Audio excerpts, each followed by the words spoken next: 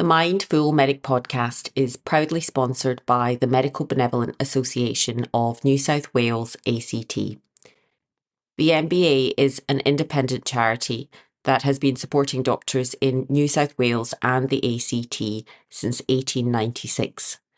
They provide specialised counselling, information, referral and financial assistance to doctors and their families during times of adversity or hardship.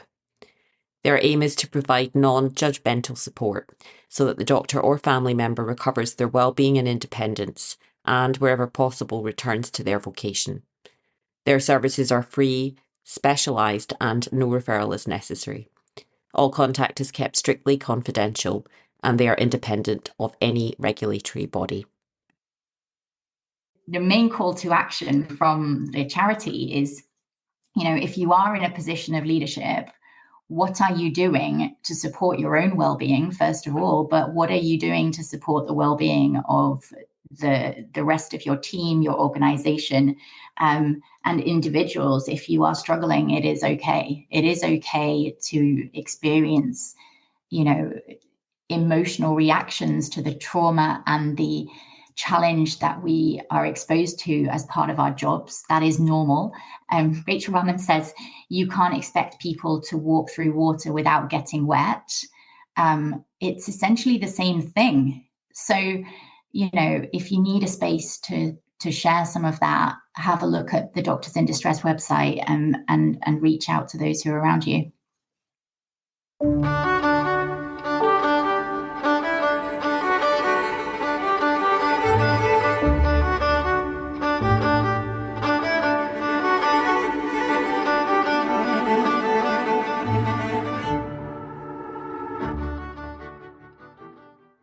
Hello and a warm welcome back to the podcast. I'm your host, Cheryl Martin. You are listening to the Mindful Medic podcast. A particularly warm welcome if you're joining us for the first time. So I'm delighted this week to be recording again from Scotland. I've just spent a rather wonderful month and a half both here in the UK and in the US. Sadly, it's about to come to an end, but it's been great to reconnect with friends and family and many wonderful colleagues here. I think on that, I've just returned from California and I want to give a shout out to a couple of those colleagues who regular listeners will recognise as past podcast guests. So first up, Dr. Andrea Austin, thank you for showing me some beautiful Californian coastal sights, and to your wonderful husband, Chris, for cooking up a storm for me again. I felt very spoiled. Be able to share some quite exciting news from Andrea in an upcoming episode, so watch this space. I also had a chance last week to revisit my colleagues at Stanford. I'm grateful to them for making time. So Dr. Dan Murphy, so some of you will recognise as the director of the Stanford Wellbeing Directors course. I think I'll link that course again in the show notes. Dr. Miriam Mikowski, both past podcast guests and also on faculty at their CWO course. And if you haven't had a chance to listen to their episodes, highly recommend them. It was a great opportunity for me, I think 2 years on from attending the CWO course, to meet up again with Professor Tate Shanafelt, whose work I have been following for quite some time, and Dr. Brian Bowman. So I'm grateful to them. And I think it's been good to kind of reflect on where my thinking and learning is 2 years on from that course, and where we are in various places around the world in our organisational wellbeing journeys in healthcare. And I think we'll have opportunity to unpack this a bit more in an upcoming episode. So I want to go back to today's episode, and you've just heard from today's wonderful guest, who I will introduce shortly. I do feel that I'm going to gain a couple of listeners on the back of today's episode. She does have a very impressive, and if I'm honest, I'm a little bit intimidated by the number of Twitter followers she has. Welcome. It's great to have you here. I know that you're going to enjoy today's conversation, but I hope that we can signpost some other content from the podcast that you will find useful. I think on that, it's kind of mind-boggling to me that the podcast is listened to in 100 countries. It's now season 5, episode 8. This podcast started really as an idea on the back of many conversations I was having in corridors and over coffee with colleagues. And also my own experiences peri-post fellowship of being quite burnt out and broken and having to do a lot of what Cherie Johnson will refer to individual work that I really wish I had done much sooner. Thinking about identity and values, boundaries, self-care, ego. And then, having done that, and it's still, always a work in progress, but being able to look up and out at the wider system and culture that we're operating in, and to look across at, colleagues across the world who may be more evolved in their thinking and practice in this area, and really trying to learn from pockets of excellence around the world. I think Desmond Tutu says it best. We have to stop just pulling people out of the river. We have to go upstream and work out why they are falling in. So it's my great pleasure today to introduce Dr. Jess Morgan to the podcast. Jess is a UK-based paediatrician who spent 11 years as a junior doctor in the NHS. In 2019, after experiencing burnout and mental illness, she left medicine altogether. Jess threw herself into a new career as a primary teacher, completing her PGCE during the COVID pandemic, no less, and then began teaching her own class. More recently, she decided to return to medicine and is still navigating this journey. Jess has developed a passion for promoting and improving doctors' mental health and well-being. Some listeners, including myself, may know her better as her Twitter alias, the Bipolar Doc, and she has kept her identity secret until very recently with some very public appearances. By speaking and writing honestly about her own humanity and vulnerability, Jess has grown a large community of followers.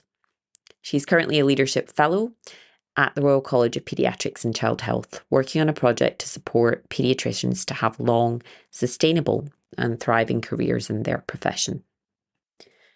I think one of the great joys for me of hosting this podcast is the incredible people that it brings into my life, my sphere, my tribe.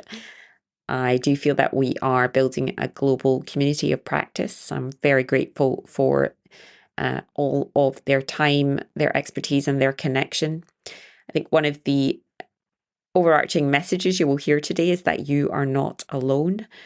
Jess is not the first person to say to me, if I can help one person, then it's worth it. Just a note to be kind to yourself listening here. We do discuss some challenging topics, including suicide and trauma.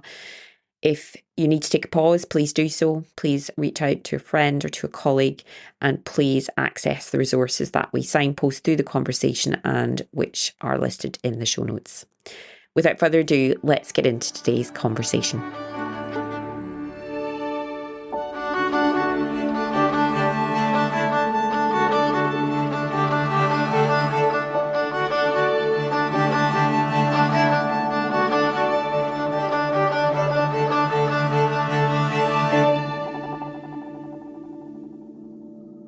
I'm delighted today to welcome Dr. Jess Morgan to the podcast.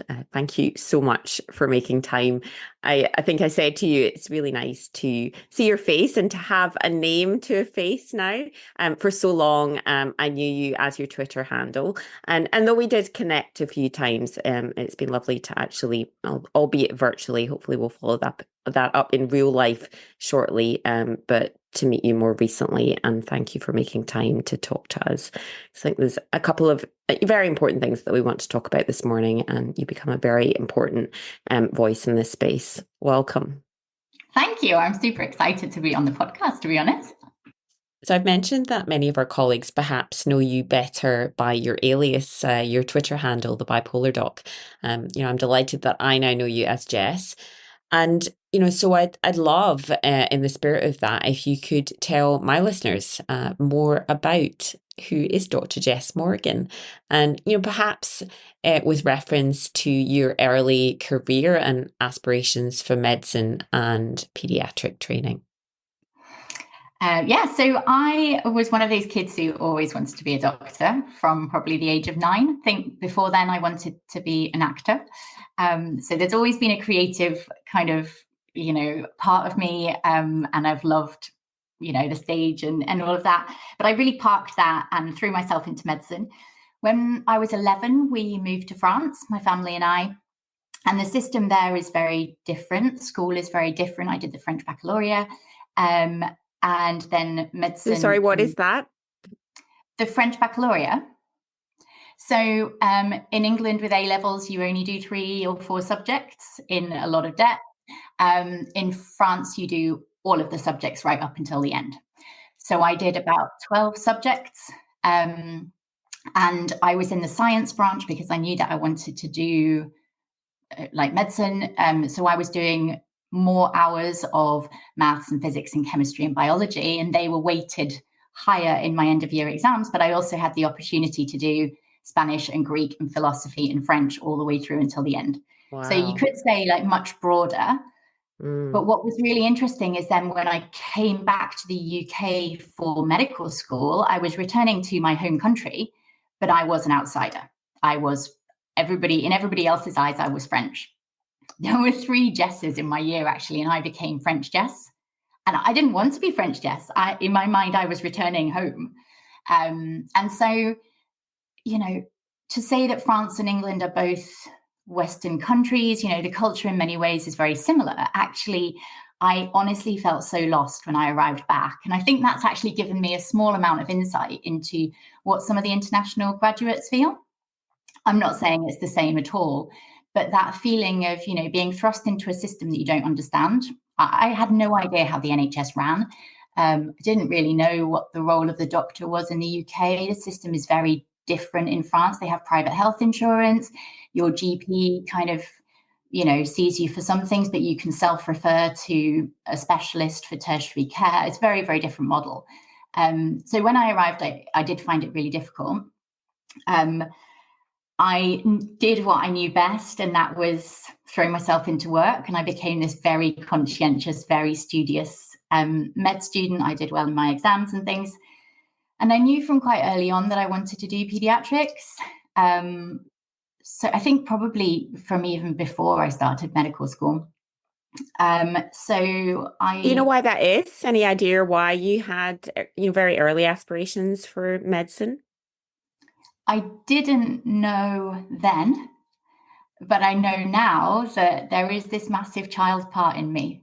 And I love that interaction, and I kind of enjoy the fun and the creativity of pediatrics. And I really enjoy the kind of triangle relationship. So the parents and the families and the carers form a massive part of that kind of medical interaction. And I think peds as well is renowned for being quite a holistic specialty. You know, the child is at the center, it's very multidisciplinary. So all of those things, I don't think I could have articulated that as a medical student. Also, I really enjoyed sitting in the playroom and playing Hungry Hippos during my my med school placement. So that that's brought some memories back. So yeah, and then when I began my peds training, I realized quite quickly that I struggled with rotations. So every time I rotated to a new department or hospital, I just had a bit of a wobble. And my way of trying to control that was to apply for an academic clinical fellow role for the first 3 years of my peds training. So I would be in the same place for 3 years. I really hope in a way that my supervisor is not listening to this, because I had no interest in research. I ended up doing Cochrane systematic reviews in neonatal feeding for, tiny premature babies. Not an area of interest. You got good at it though. Yeah, I did. And actually, it was really valuable. I learned loads of skills around, evidence-based medicine and things. So as much as it was valuable, its main aim was to provide me with stability.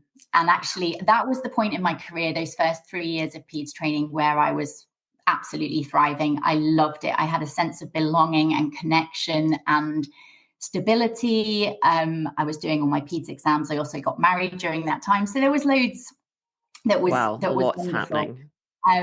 And then I sort of, as I continued through my peds training, developed a sort of bit of an interest in pediatric palliative care.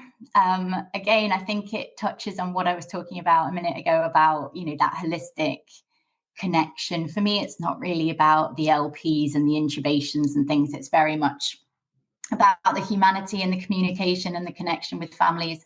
So palliative care seemed like, a really good option. And I found that I got my sense of fulfillment from those really difficult conversations with families. So, the breaking bad news for me was really fulfilling because I knew I could do that well. So yeah, and then life happened. And I went from thinking my career was all planned out and very linear and I would be a general pediatrician to having to make some really difficult career decisions. And I ended up leaving medicine altogether. And ultimately have developed this passion for doctors' mental health and well-being. And so now I found myself in a national leadership role at the Royal College of Pediatrics and Child Health, kind of working on a project to promote, long, sustainable, happy careers in peds. So yeah, it's been a bit of a journey, not one that I would have ever anticipated. But I really enjoy what I do now. Wonderful, thank you. And, I can hear that in spades. I've been furiously scribbling as you've been writing because you covered quite a few elements there. And I hope that we'll unpack some of those through this conversation. I think just firstly, I just wanted to, highlight, kind of reiterate that comment that you made about when you felt you were actually thriving in, those early years of medicine. And you had the magic ingredients of some relative stability despite a lot of other things happening in your life, and a sense of belonging and connection. And we know the reality is that, stability is very rare through this training period, and you are sent pillar to post. And, the reality is that life is happening alongside that.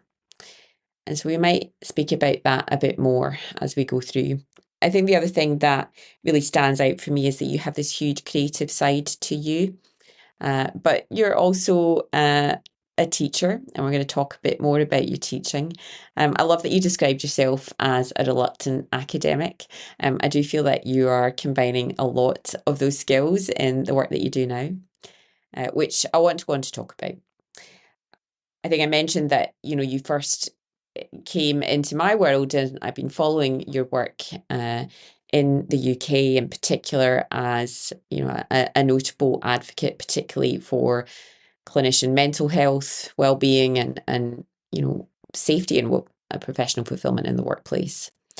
I know that, as you've alluded to, this partly stems from living experience, and I find this commonly in the people who do this work and in the conversations that I have. So I wonder if you could tell us a bit more about that work and how it has evolved and what it looks like now. Yeah, so like I said, I find myself now in a space that I never anticipated, and that has very much come through my own journey. I suppose I've had mental health problems on and off since I was a teenager. And when you start med school, you begin to develop this persona and this professional identity where emotions do not come into it. And almost this professional boundary between us and our patients where, you are not supposed to relate emotionally to anything. In fact, detachment is what is considered the right thing. And so I was convinced that any form of, emotion was going to get me struck off. Like if I demonstrated any kind of weakness, that was it. And that was something that, that belief stemmed from when I applied for medical school. I decided to disclose what had happened while I had been a teenager. And 2 weeks before my course started, I was summoned for an emergency occupational health meeting to assess my fitness to practice. And it wasn't supportive. There was no sort of kind curiosity. It was literally a pass-fail test. And though I was deemed to pass, I really understood that that was it. Like I could not in any way disclose any of this because I would genuinely be deemed unfit to practice. So I sort of went through those early years of med school. Like I said, I threw myself into the academic side of it because, there was no way people could find out. Like I was in my mind broken and somehow I don't know, like a burden. And there was this unpredictability that people would see me as, oh gosh, we can't, what's going to happen? She's going to go off sick. She's a liability. And that is difficult to carry. I think there was then the language that is used in medicine to describe mental health or patients with mental health difficulties. And this is something that I feel as a member of the professional community really ashamed by. And so as an example, angry parents who in handover are referred to as psycho, patients who have come in following overdoses who are referred to as manipulative, anxious mums who are seen as hard work or demanding, those words, I really did not know what to do with them. So I came to believe that they were true about myself. And all of the buildup of that means that then when you're really struggling, you can't reach out because it's really shameful. And that stigma is ingrained. And it's absolutely real. Ingrained. And so then after the birth of my second daughter, I developed postnatal depression. And that was quite challenging. Mat leave is always assumed to be spent in, cafes with other mums and laughing and breastfeeding. And it's all very lovely. And I didn't have that experience at all. My mat leave was spent feeling very numb and detached and, medication and therapy and things. And I was well enough to return to work. I spoke to the person that was sort of in charge of the junior doctors at that time. And I said I didn't think I should do my on-call shift on my second day back at work. But various circumstances within the department were such that I was handed the crash bleep and told to go and review all of the outliers in a tertiary hospital I had never worked in before. So it kind of broke me, and I found a cupboard and cried. And then I thought, as medics, we have to get on with this. There's clearly an expectation. They had said to me, you don't need to look like a rabbit in headlights. We don't bite. So that was the beginning of a downward spiral. I'd gone from being this doctor who everybody sort of commented that I was great with patients, my communication skills, I was full of empathy and compassion. And genuinely, I cannot describe the level of bitterness and resentment and exhaustion. I mean, I was falling asleep at traffic lights. I was dreading work. I was waking up in the nights, like sweating. It was really pretty tough. But I went to work with a smile. And I tried my very best to kind of carry on. The idea that my peers would find out was just so worrying. And I was really conscious that from a patient safety point of view, I needed to do the right thing. And so I did reach out to some of the supervisors around me. I ended up coming off on calls. And that was definitely beneficial. And then I was labeled a trainee in difficulty in order to access the support through the professional support unit and the deanery and things. And those three words, I mean, it's been 7 or 8 years now, and I still carry that. I still see myself as a trainee in difficulty who has been shamed and black marked. And I wasn't, like, academically and as a trainee, I was still that high flyer. And I was othered and put in a box with a whole load of other people who are given that label because they are navigating challenges in their lives, whatever that might be, exams, because, they've got a whole load of other stuff on, or they've got caring responsibilities, or English is not their first language. But that sense of being othered was really difficult. The long story is that I ended up having time off work, 3 weeks initially, and it turned into 11 months. And during that time, I was given a diagnosis of type 2 bipolar disorder, which now I don't think is the right diagnosis. But hey ho, that's what I have at the moment. And I suppose at that point in time, I genuinely believed that I could not possibly be a doctor again. I'd never seen any senior doctor talk about mental health, talk about burnout, talk about anxiety, let alone a serious mental health condition. So how could I possibly begin to believe that it was possible? But I had an amazing mentor and a really good supervisor, and they really took the time to listen and understand and help figure out what it was that I needed. So I did get back to medicine. For a year, I was a supernumerary trainee. I was not doing nights. And I was really, really anxious, and I still wasn't well. I was well enough, but not, not myself. And it just got to the point where the system was demanding things of me that I couldn't do. So I was being told I had to rotate. I had to do nights in order to progress. I was still this trainee with difficulty, and I just was like, I can't do this anymore.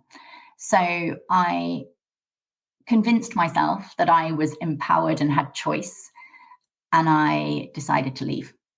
So I walked away from medicine completely.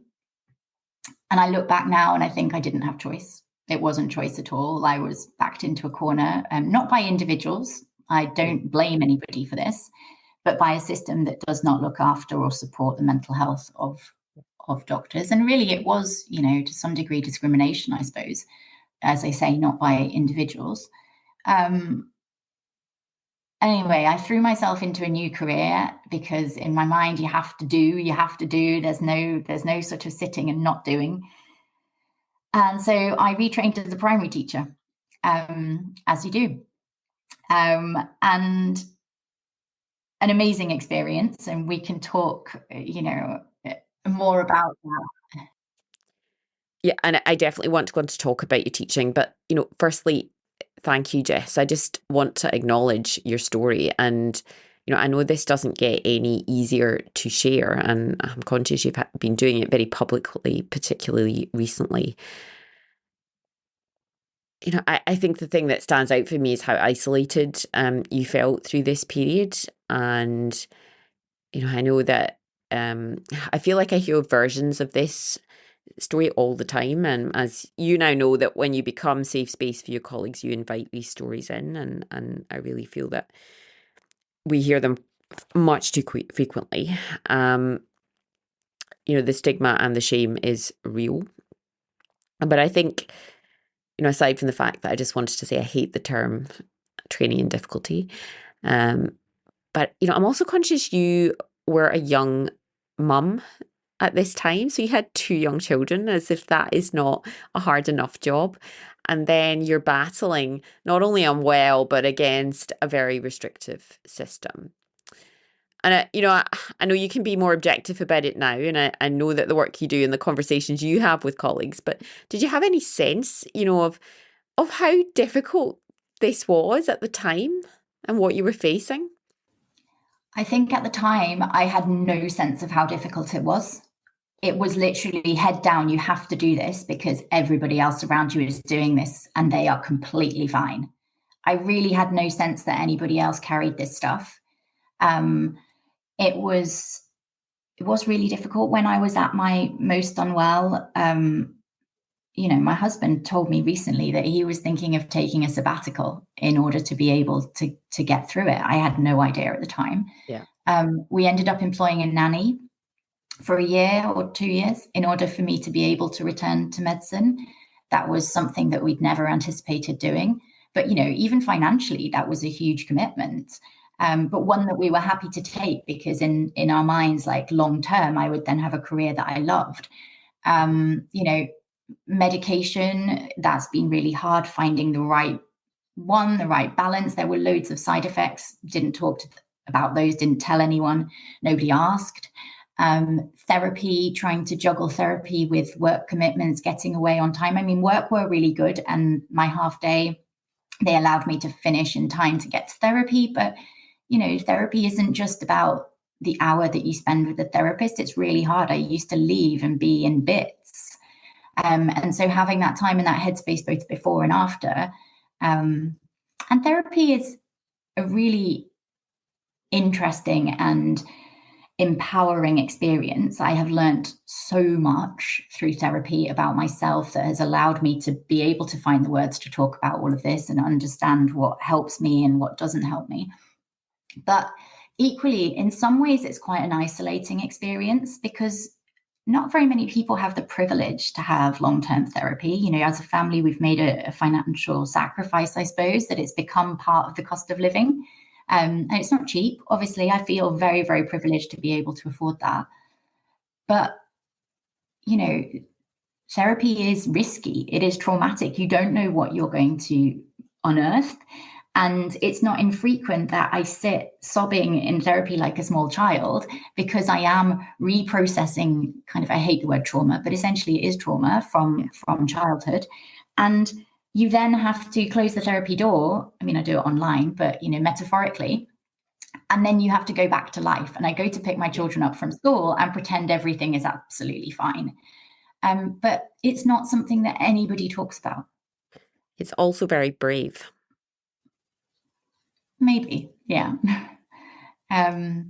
It didn't, when I started therapy, it was a lifeline. I saw it as treatment, and I saw it in my mind as I would have a few sessions of therapy and I would be cured. I had very much a medical model of psychiatry. I suppose I'd never done a psychiatry job, but 6 weeks as a medical student had ingrained in me this medical model. And, you know, what I've had has been psychotherapy. I don't think for kind of experiences of childhood trauma, CBT is never going to be enough. And so that connection and the therapeutic relationship that I have with my therapist is the most unique thing I think I have ever experienced. And the space that she has created that enables me to trust and to share, and all of that is almost as powerful as processing the content of it. Thank you for asking. No one's ever asked me that before, and it's actually really empowering being able to see what I've achieved over that time. You mentioned a couple of things that stood out as supports through that period. And you mentioned, you know, a good mentor, you know, a supervisor you could trust. Eventually, you know, maybe some system changes that actually allowed you some space. You know, is there anything else that stands out at that time, particularly where we're going to take this conversation, that, you know, that was helpful for you as an individual or within the wider system?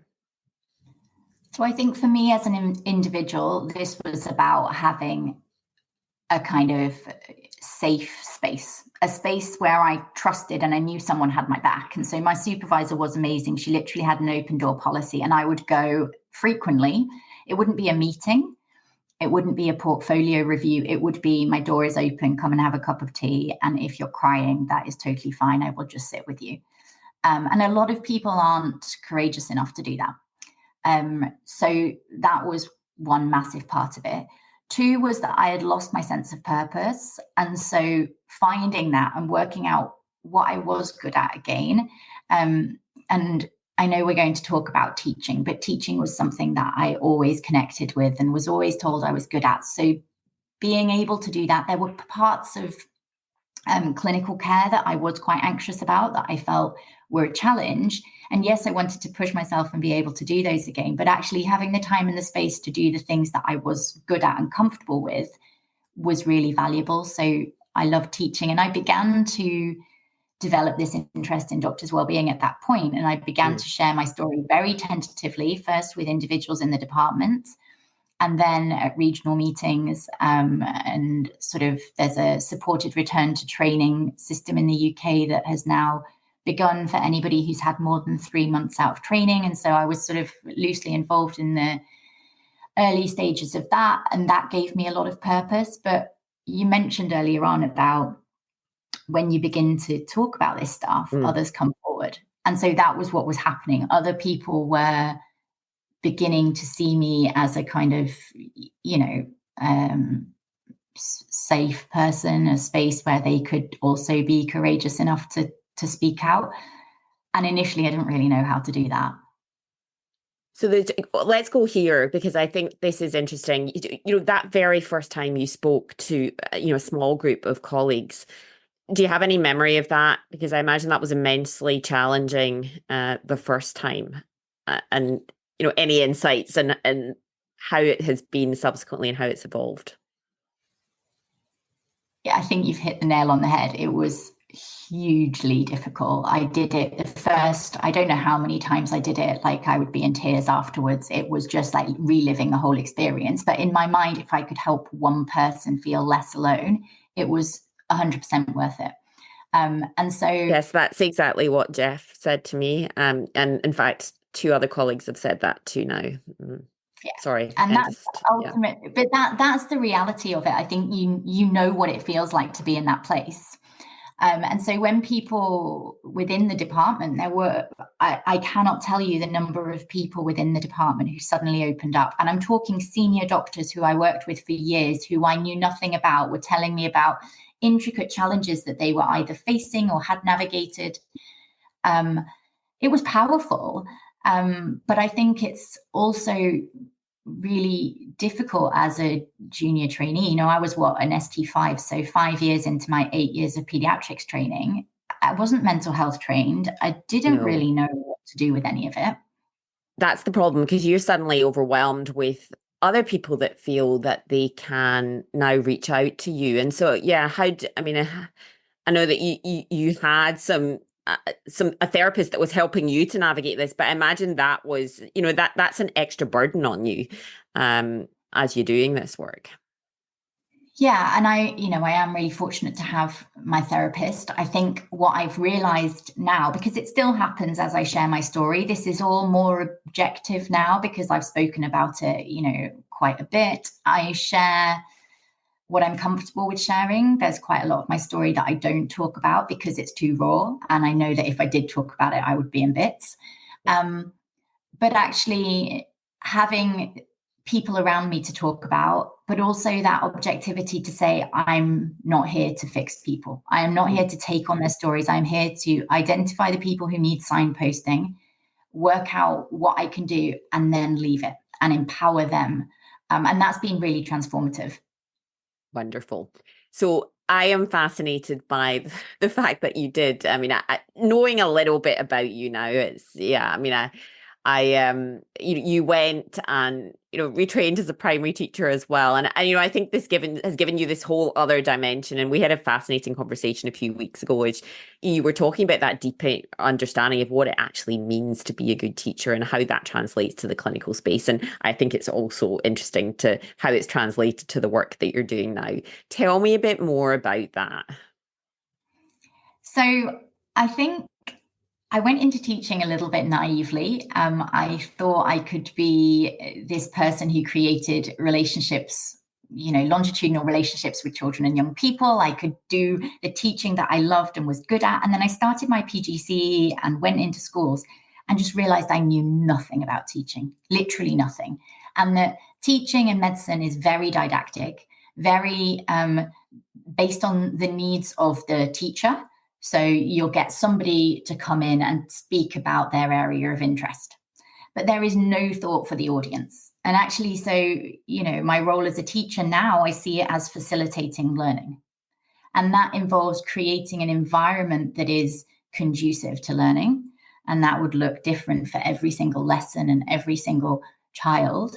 And then it's understanding your learners, both understanding their needs from a academic point of view, what they need to know, but also their challenges, how they learn, and their individuality, their stories. What are these children coming to school with? What's their home circumstances that will make learning more difficult? And so now, as I come back into medicine, the way I prepare presentations or teaching sessions is so difficult. So different, sorry. I use this static whiteboard paper and I put it on the wall and I start with where my audience are, where are they at? What do they know already? And then I go to the other side of the paper, where do I want them to be by the end of the presentation? And then a big arrow between the two. And I'm like, what do I need to do? And what resources do I need to provide these people with in order to get them from A to B? And if I use slides, which I, might do, the slides are to support that journey. They are not the crutch of my presentation. And I think too often in medicine, we lose sight of any of that. Brilliant. I am loving Dr. Jess's teaching pearls. And so I'm curious, you have been doing quite a bit of public presentations. You gave a recent keynote at the Wounded Healer Conference. You are doing a lot of advocacy work through the college and with your colleagues. Do you find yourself incorporating some of your teacher training skills into the work that you're doing at the moment? I think it's paramount to what I do, because every talk or every podcast, every article that I write is appealing to a different audience. And my first question is, where are they at? What do they know about this? Are they specialists in well-being? And therefore, their background knowledge is already, potentially quite extensive. Or are these people who have never engaged in this work? And so the starting point is very different. And so how I deliver my message and what I'm trying to get out of it is very different. I think a big part of what I do is about human connection. And the reason that my story resonates with people is that they find little snippets in it where they kind of go, oh my gosh, I remember a time where I felt like that. Or, oh my gosh, I can relate to that small aspect. And so there's a big part of when I plan talks and things that it's like, which bit do I want the audience to connect with? Because it's that emotional sense of connection, of really understanding that vulnerability that then, in my mind, empowers people to remember it and go away and do something. So there's always a call to action at the end.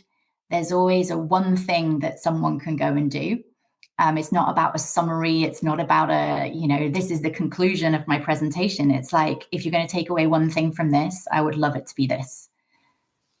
Great. And I think on that note of a call to action, I'm very encouraged to hear that you have a paid dedicated wellbeing role within the UK Royal College of Paediatrics and Child Health. And I think, as I understand it, the platform that you're building is called Thrive Paediatrics. Can you tell me a bit more about that work, how it came about, and really where you're up to and where you see it going? So ultimately, the project started a few years ago before I was in post, when the college, really understood the issue around retention, and that this is, we have hundreds of doctors across the NHS, probably thousands, who are leaving the profession, who are going abroad, who are leaving pediatrics for another specialty, and that contributes to the workforce crisis and, ultimately the issue around well-being. So they applied for funding from the Dinwoodie Charitable Company and obtained this grant to kind of design a framework for supporting pediatricians to do this. Now, until I started working at the college, I think I believed, like many doctors, that the college carried much more power than it does. And actually, my role, where I thought I could come in perhaps and rescue and provide support and interventions and things, actually the role of the college is to empower and to equip pediatricians with the skills and the resources to do that work themselves. And so I've realized that my job as a leader, I suppose, in this space is connecting people, is building communities, building resources. So we're developing 2 pilot wellbeing and innovation networks, which is essentially regional communities of pediatricians that come together, share their stories, and use these as a way to identify themes that are important to them, to then begin to do work and nudge their experiences in the right direction. This is not about the college coming in and telling those communities what is important and what they should be doing. It is very much based on what is important to them right now. And we've developed a framework of what good looks like, which is the roadmap for transforming the working lives of pediatricians. And that's based on a number of different areas. So, anything from what does good induction look like, rotas, job plans, flexible working, through to equal opportunities to training and development, leadership, and then well-being and culture. So hot food, sleep facilities, through to equality, diversity and inclusion, compassionate leadership. And it's a very extensive document, but it's not supposed to be designed to be a guideline or something that people should be doing, or finger pointing, benchmarking. It's very much to be used as a supportive tool to help people think, where are we at now? What could we begin to work on? Where might we want to go with this? And then finally, we're developing a resource hub on the RCPCH learning platform, which is essentially going to try and take away some of the burden of people in their, time poor working days, where we've got the evidence behind compassionate leadership, burnout, psychological safety, civility, all in one place. So they can use that to back up their business cases. They can use that to develop some basic understanding. And then we are celebrating all the work that is already being done in this space across the country. So rather than people having to come up with, innovative ideas, they can go in and say, this is the issue that we are facing locally. What does the roadmap say? And what are other people doing across the country that we might be able to try? And it's about taking a risk. Like, realistically, we have really nothing to lose in this space. We can only try things out and see if they work. So the project has a sort of another year to run with the charity funding. And then beyond that, we are developing a framework of what wellbeing will look like at the college thereafter. And I personally have a vision that this will be incorporated into, the wider strategy at the college, that it will become the lens that everything is seen through. Because when we are developing curriculum or exams, or when we are doing policy and advocacy work, in my mind, if we don't have a healthy, thriving workforce, nothing else matters. So I feel really passionately about this. I feel that this will be a huge part of the work going forward. Honestly, I have no idea what my career is going to look like in 5 years' time. I want to return to clinical medicine. It's difficult to find a way to do that. But I see this work as being a huge part of what I do.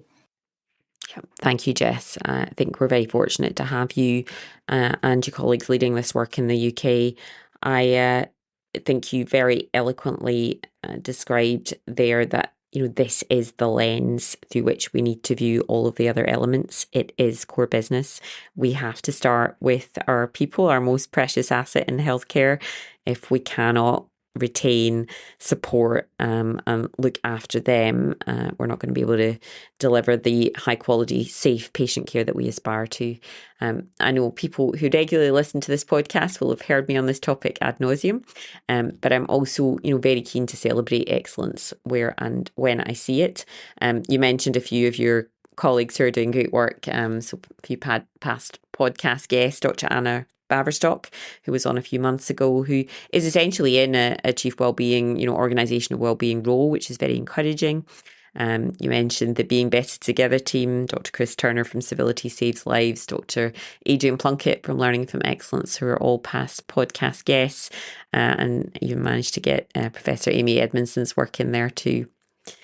I hope that you'll be able to continue to do your organisational wellbeing work in a paid role that is sufficiently placed to have the impact that you want, but also that you'll be able to combine that with your clinical aspirations going forward.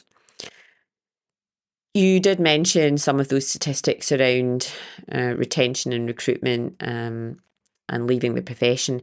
Are you doing any formal metrics around retention, intent to leave, any measurements of burnout or professional fulfillment within the college at the moment, with plans to do that longitudinally?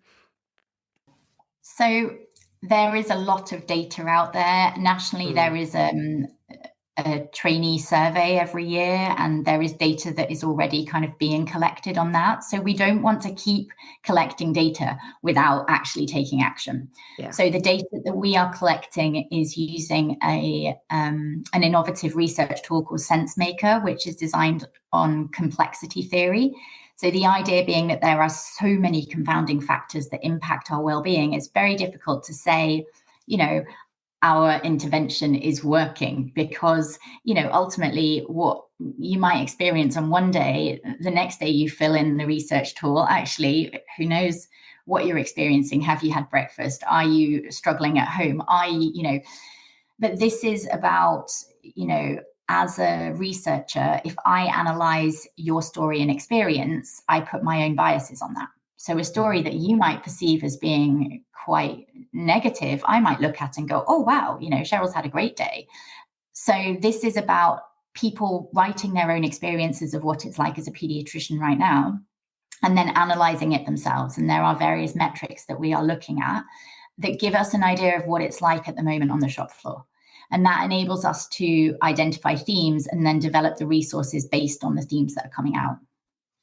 I mean, I think it's great that you and the team are producing these guides and toolkits that, are based on the higher level policy document that your colleagues can then use in their teams and in their departments, depending on where they are on their journey and, what resources they have access to. But as you've also correctly surmised, and I've increasingly come to this conclusion myself, our colleges are great at in the policy and advocacy space, but in terms of actually, changing anything fundamentally in the very structural material offerings that we started this conversation lamenting the lack of, back to the very basics of safe working hours and inherent flexibility, childcare, meal breaks, maternity leave, supported safe return to work and training after a period of absence through mental illness, physical illness, or other reason. I think even the BMA and the AMA have some great policy and advocacy around this, but again, to actually make that happen, you kind of need those higher level of governance. You need a standard around this. You probably need accreditation attached to it. So I just wonder if you have any thoughts, particularly on this topic. Yeah, I think this is the next stage of my career, is figuring this out, is where I can best use my energy. And I think that I probably have more power and influence through my Twitter handle. We haven't really kind of talked about that a huge amount, but essentially when I was off sick, let's do it now. So when I was off sick, I started this Twitter account under the sort of alias of the bipolar doc. And it was, again, an attempt to help one person feel less alone. And somehow through sharing my story, through kind of honest and vulnerable reflections, I have amassed, I don't know, like 21,000 followers or something, which in my mind is insane because it is genuinely little old me behind my phone.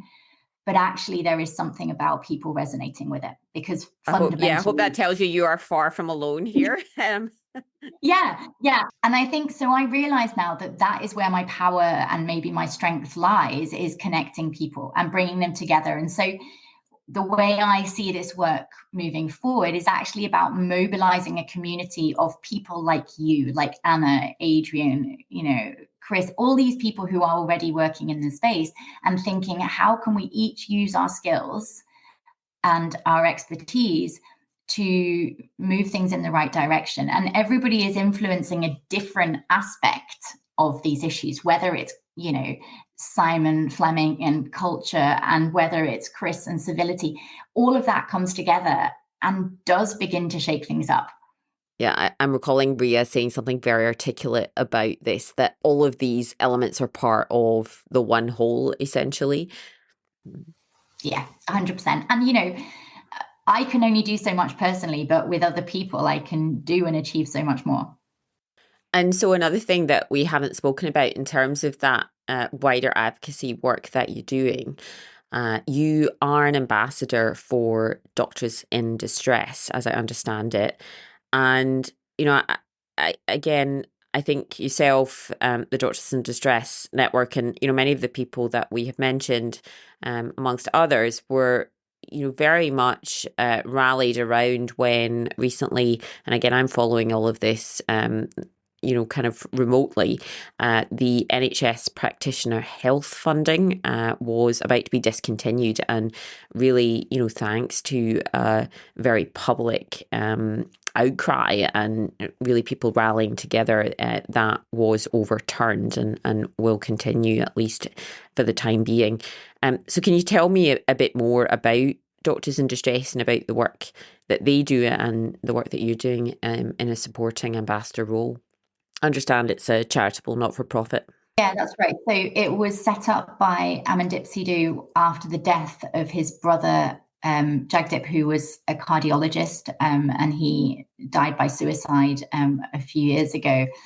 And, essentially, one doctor dies by suicide every 3 weeks, one nurse every week.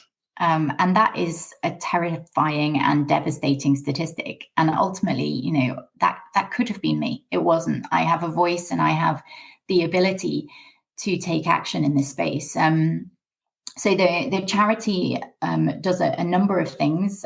Firstly, they run support groups, which are free at the point of contact. You can self-refer to them. They offer kind of talking spaces where people can talk about the sort of emotional impact of the job.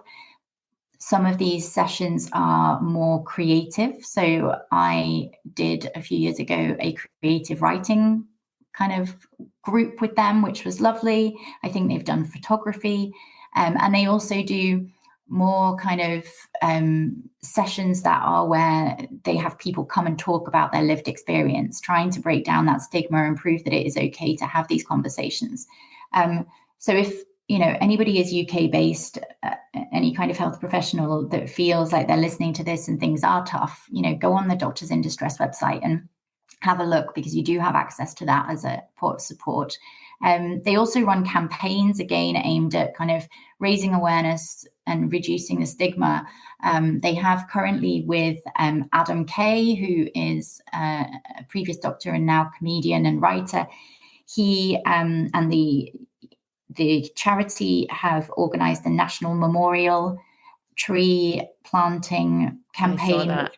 Yeah, so basically they're encouraging every trust in the country to plant a tree in memory of the health professionals who have died by suicide.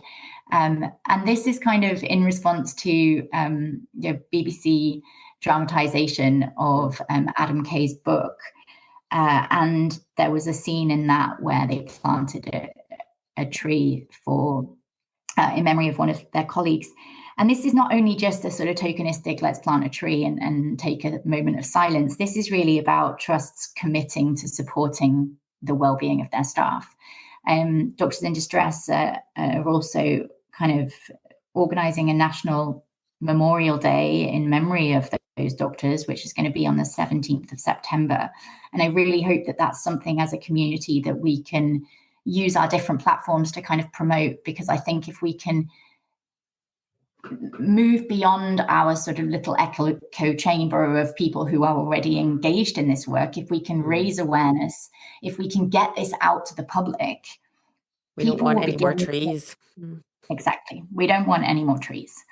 And so, I suppose the main call to action from the charity is, if you are in a position of leadership, what are you doing to support your own well-being, first of all, but what are you doing to support the well-being of the rest of your team, your organization, and individuals? If you are struggling, it is okay. It is okay to experience, emotional reactions to the trauma and the challenge that we are exposed to as part of our jobs. That is normal. Rachel Rahman says, you can't expect people to walk through water without getting wet. It's essentially the same thing. So, if you need a space to share some of that, have a look at the Doctors in Distress website and reach out to those who are around you. Yeah, and I think fundamentally it comes back to the fact that we are humans in healthcare and we can't lose sight of that. I think I quote Cherie Johnson every consecutive podcast when she talks about the perfectionism, the stoicism, the competition that we can guilty of perseverating in medical culture, and that really combines with these rigid, unsupportive systems to create the perfect storm. I think you very nicely, reminded us that she talks about the inter and intrapersonal work, that individual work that is really hard won. You need to be able to lead yourself and look after yourself before you can do that for others and do this work for others. I think this beautiful podcast is a testament to the work that you have done, which has been hard won, I know, and, is always a work in progress. But, I'd love to know if there's anything that you have learned that else that you would like to share about your own leadership journey, maybe any advice you've had or any advice that you would give to anyone listening. I think for me, the main thing that I've learned is that I am not alone, and that, I have to prioritize myself. I have to be my own advocate because nobody else is going to do that for me. And as much as that is really, really hard work at times, and as much as it gets me down, it is about, putting my family first, about putting my health first, and about realizing that that is the right thing to do for the long term. And that is how I will have a sustainable career in medicine and ultimately be able to provide high quality care for patients. I think we're very fortunate to have you working, particularly in this space. And I was quite excited and very encouraged to see one of the inaugural conferences, the Wounded Healer, taking place in the UK recently. And just kind of following on and listening to yourself and Anna, it seems that was very well received. Was there anything else that, particularly you wanted to share or highlight about that event? And will there be an encore next year, as far as you know? So my understanding is there will be an encore. I think they have run the conference before. They've run them every couple of years. For the last few years, actually, I went in 2018, which was the first one. Which it wasn't the inaugural, right? It wasn't inaugural, but it is for the community, a kind of big event. I went in 2018 when I was still unwell. I suppose I went as a patient, in inverted commas. And this year I returned as somebody who is working in this space, and that felt really empowering. I had the opportunity to present the Thrive Pediatrics work, but I think for me personally, more importantly, I had the opportunity to present the work that I have done with Twitter. And so for the first time ever, I stood up and I said, this is me. I am the bipolar doc. And that was huge emotionally. But then the outpouring of support and the unexpected standing ovation and the love and support on Twitter was just incredible. And I am hugely grateful. As it should be. Honestly, I do not do this for any kind of praise or validation or. I think that's very evident talking to you, Jess. But, it's just knowing that this is meaningful to people. Yeah. Makes it worthwhile.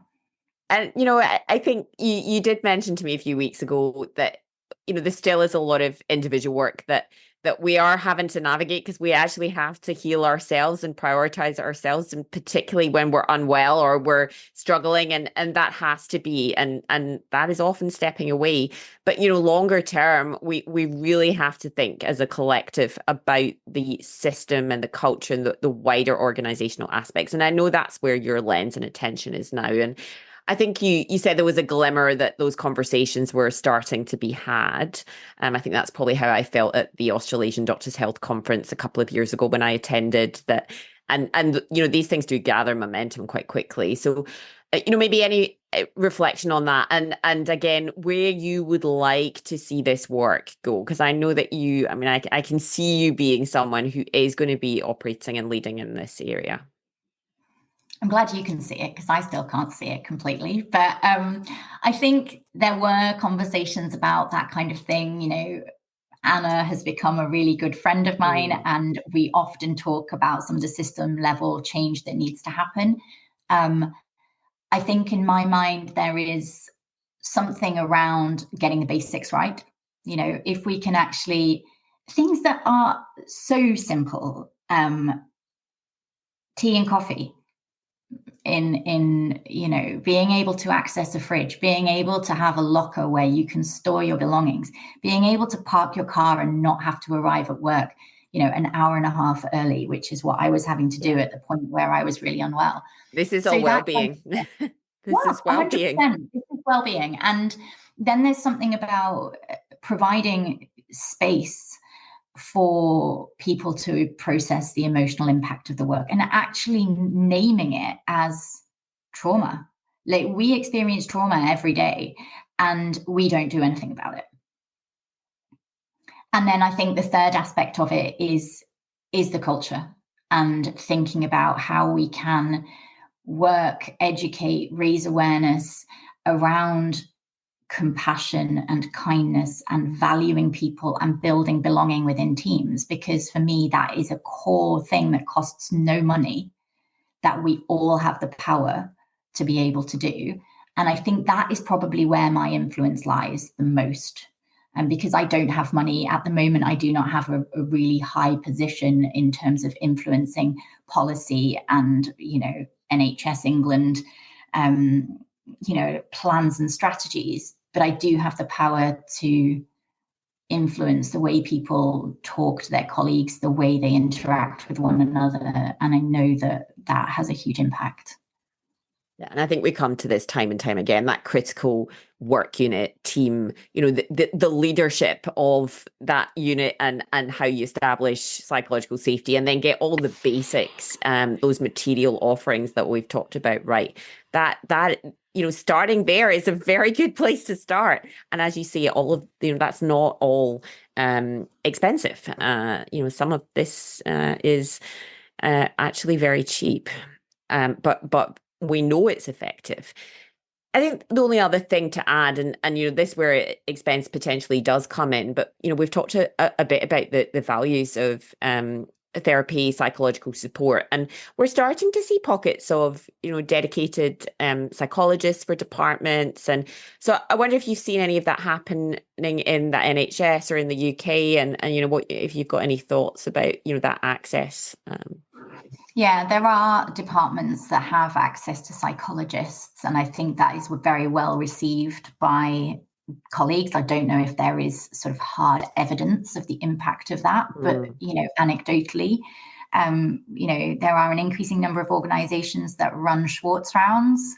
I don't know if that's something that you've experienced. No, yes, I've completed facilitator training, and I think we're seeing more and more Schwartz rounds being hosted across Australia and New Zealand, and some research on the back of this on our side of the world too, which is encouraging.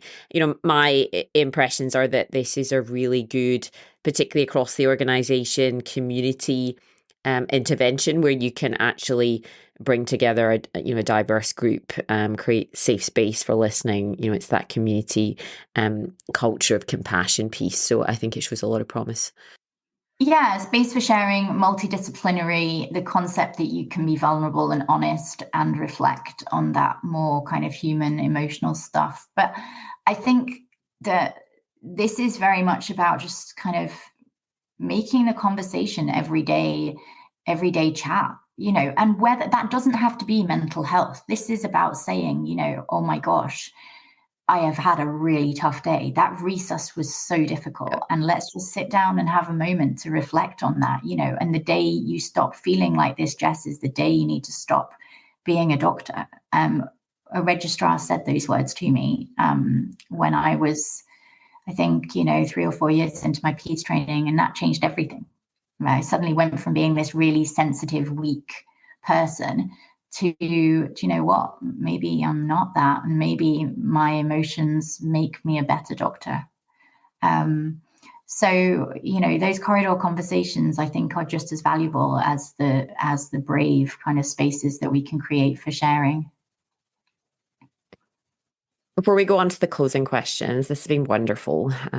Thank you so much. Is there anything else we haven't mentioned that you thought that we might discuss today?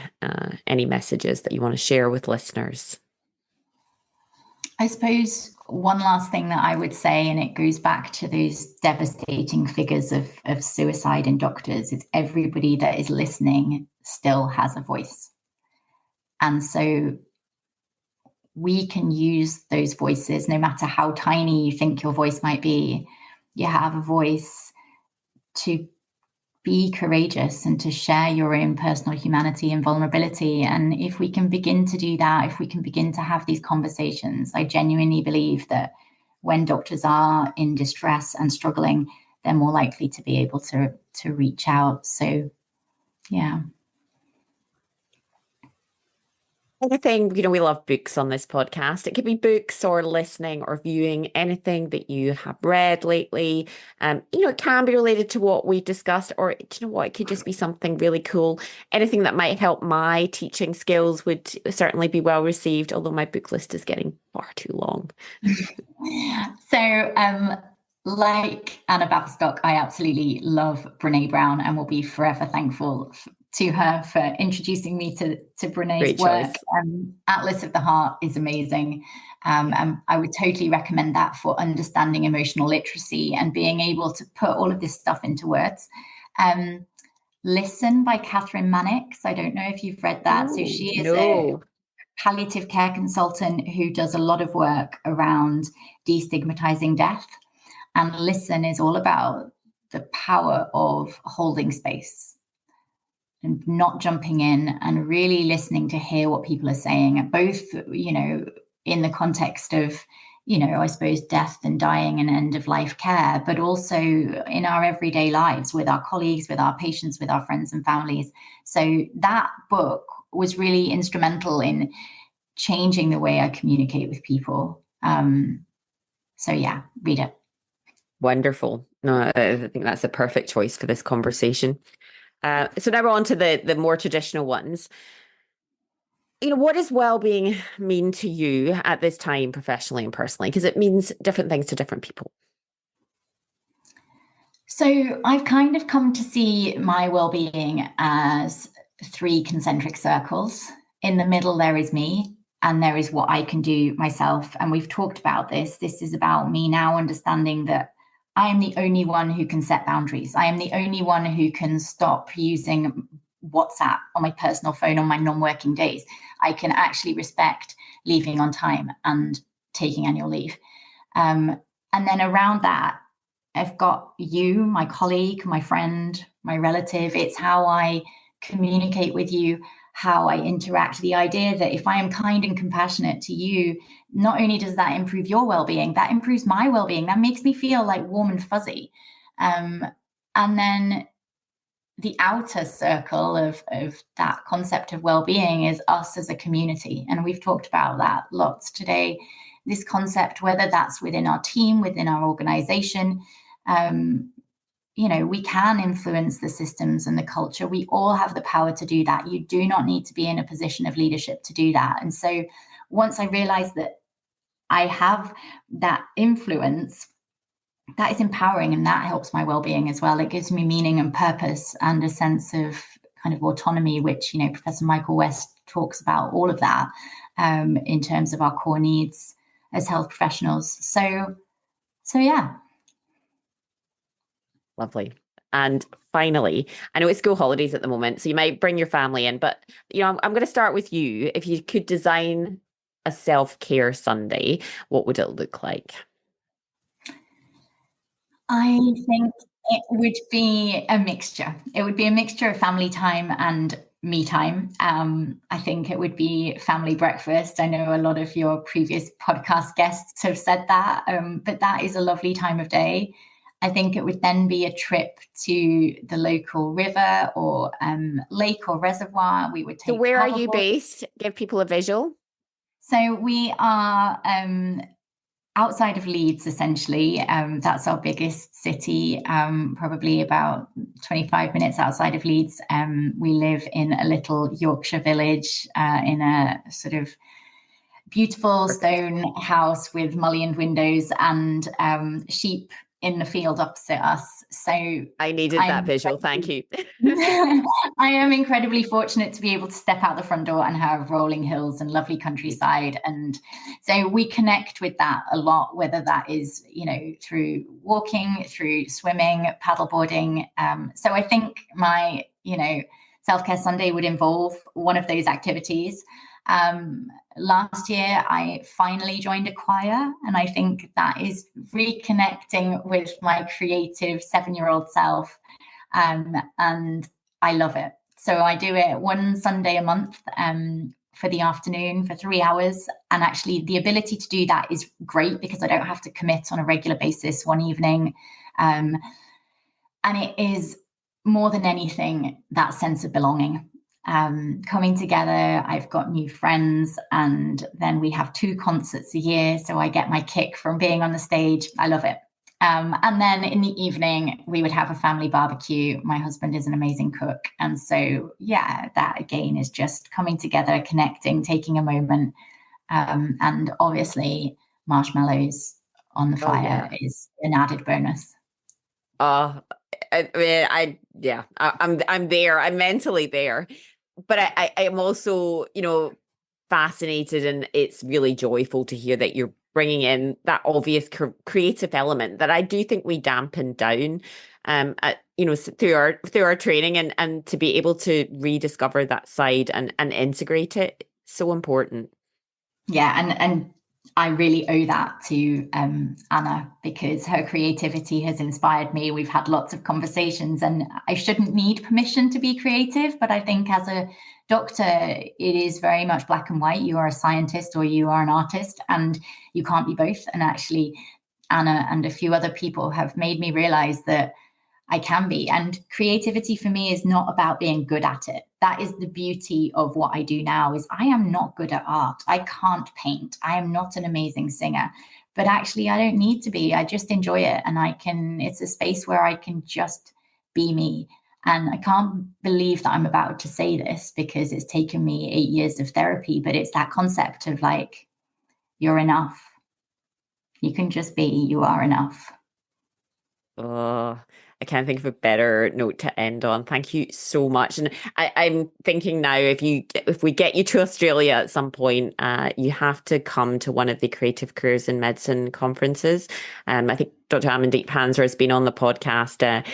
I think that is also a group that has 21, even more, thousand followers, and now here in Australia and New Zealand. And yeah, again, I think a lot of people feeling like square pegs in round holes, but that's that art and science of practice. It's so important. It's what makes us human, and it's how we connect with patients and each other. Yeah, 100%. Thank you so much. I've loved being on, and I've loved this conversation. So thank you.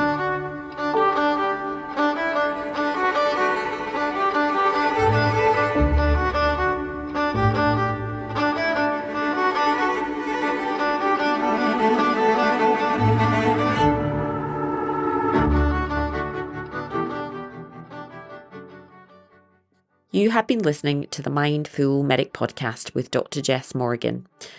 If you enjoyed today's episode, please share it with a colleague.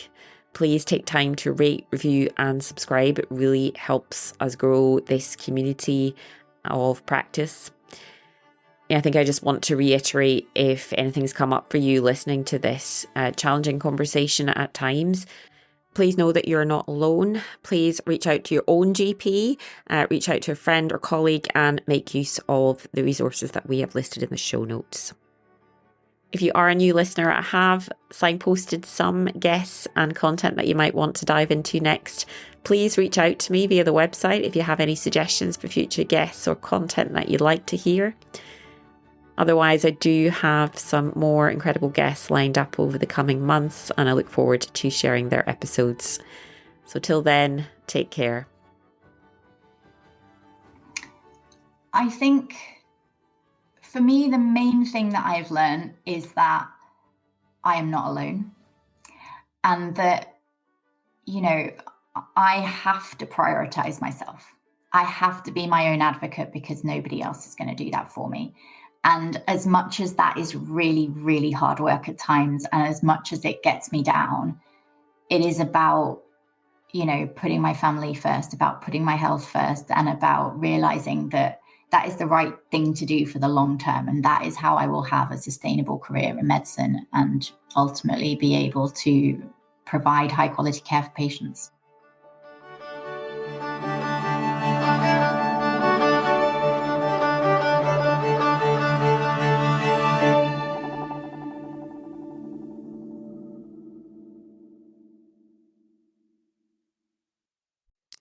The MBA New South Wales ACT does wonderful work for those of our colleagues who are at this very minute experiencing a hard time.